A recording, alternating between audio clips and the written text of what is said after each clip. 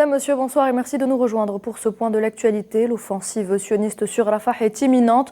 11 maisons ont été prises pour cible par l'armée sioniste. De nouveaux bombardements qui ont fait 26 victimes et autant de blessés. Selon des sources sur place, 8 enfants se trouvaient parmi les personnes présentes dans ces maisons ciblées. En prévision de cette offensive militaire sur Rafah, des milliers de tracts ont été largués, appelant les habitants à évacuer les quartiers de l'est de la ville. Les tracts invitent donc les habitants à se rendre dans une prétendue zone humanitaire élargie du territoire palestinien. Après avoir été déplacés à Rafah, les Palestiniens bombardés depuis déjà plusieurs mois dans cette partie de l'enclave risquent d'être victimes d'un deuxième génocide inquiet. Ils s'interrogent sur la suite des événements. Le porte-parole officiel de la présidence palestinienne, Nabil Abu Rodaïna, a averti que les autorités d'occupation ont en fait commencé à se préparer à commettre le plus grand crime de génocide en envahissant la ville de Rafah. Il tient ainsi l'administration américaine pour entière responsable de ces dangereuses politiques sionistes. Et ces derniers massacres sur Gaza alourdissent une fois de plus le bilan des victimes de l'agression sioniste. Selon les derniers chiffres du ministère palestinien de la Santé, 34 735 Palestiniens ont été tués et 78 108 autres ont été blessés depuis le 7 octobre dernier.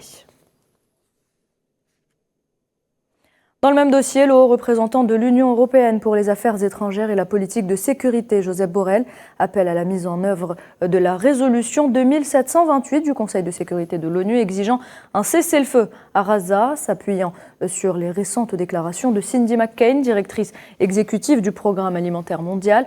Borrell a déclaré sur la plateforme X que le scénario tant redouté s'est réalisé. Il y a une famine généralisée dans le nord de Gaza qui se déplace vers le sud.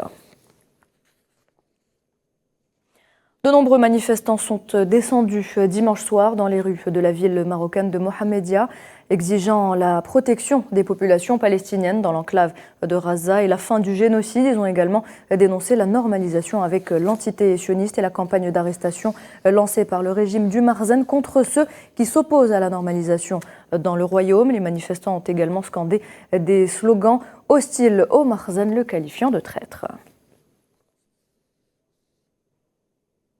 Des milliers d'étudiants bangladais ont répondu à l'appel de la branche étudiante du parti au pouvoir, la Ligue Awami, se sont donc rassemblés dans les rues de la capitale Dhaka en solidarité avec les Palestiniens de Gaza et avec les manifestations étudiantes pro-palestiniennes qui se déroulent dans le monde entier.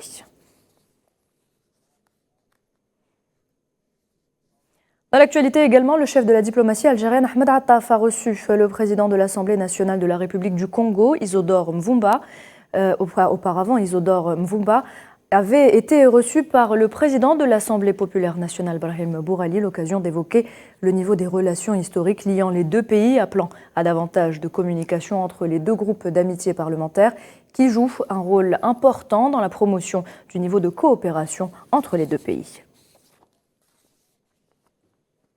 Présidentielle au Tchad, les Tchadiens ont voté ce lundi pour choisir leur prochain président parmi les 10 candidats en lice, dont Mahamat Déby Itno, le président de la transition, et son premier ministre et ancien opposant Succès Masra. Il s'agira du premier scrutin au Sahel depuis la vague de changements anticonstitutionnels. Il mettra fin à la transition qui dure depuis le 20 avril 2021, date du décès d'Idriss Déby Itno.